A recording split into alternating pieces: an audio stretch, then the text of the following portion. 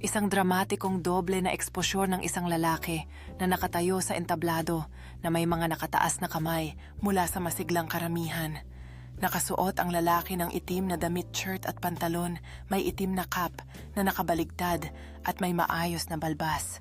Sa kanyang likuran, isang higanteng siluet ng kanyang muka, ang lumilitaw na nakabaligtad ang cap, nakabalot sa usok at maliwanag na ilaw.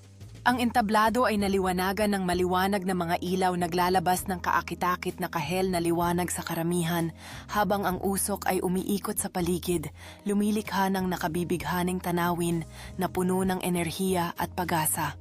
Ang lalaki ay nakatayo pa rin sa entablado, napapalibutan ng isang liwanag ng mga kulay at dramatikong ilaw, ipinapakita ang kanyang karisma, habang siya ay naghahanda na makipag-ugnayan sa karamihan.